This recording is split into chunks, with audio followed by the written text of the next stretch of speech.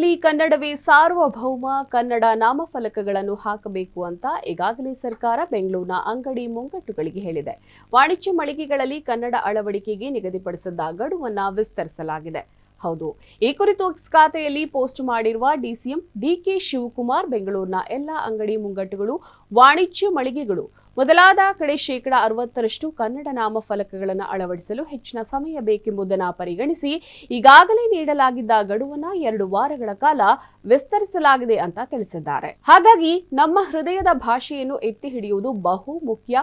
2 ವಾರಗಳ ನಂತರ ಎಲ್ಲರೂ ಕಾನೂನು ಪಾಲನೆ ಮಾಡುತ್ತಾರೆ ಅಂತ ನಿರೀಕ್ಷಿಸಿದ್ದೇನೆ ಅಂತ ಹೇಳಿಕೊಂಡಿದ್ದಾರೆ. ಬಿಬಿಎಂಪಿ ವ್ಯಾಪ್ತಿಯಲ್ಲಿ ಕೇವಲ 3,000 ಉದ್ದಿಮೆದಾರರು ಮಾತ್ರ 60% ನಿಯಮವನ್ನ ಪಾಲಿಸಬೇಕಿದೆ. ಬೆಂಗಳೂರಿನಲ್ಲಿ 55,178 ಉದ್ದಿಮೆದಾರರಿಗೆ ನೋಟಿಸ್ ಅನ್ನ ನೀಡಲಾಗಿದೆ. 60% ಕನ್ನಡ ನಿಯಮ ಉಲ್ಲಂಘನೆ ಮಾಡಿರುವ 55,178 ಉದ್ದಿಮೆದಾರರಿಗೆ ನೋಟಿಸ್ ಈಗಾಗಲೇ ಹೋಗಿದೆ.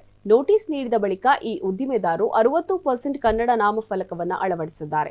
ನೋಟಿಸ್ ನೀಡಿದ ಬಳಿಕವೂ 60% ನಿಯಮ ಅನುಸರಿಸದ 3,044 ಉದ್ದಿಮೆದಾರರು ಕೂಡ ಇದ್ದಾರೆ. ಅವರ ವಿರುದ್ಧ ಸರ್ಕಾರ ಶಿಸ್ತು ಕ್ರಮ ಕೈಗೊಳ್ಳುವ ಎಚ್ಚರಿಕೆಯನ್ನ ನೀಡಲಾಗಿದೆ.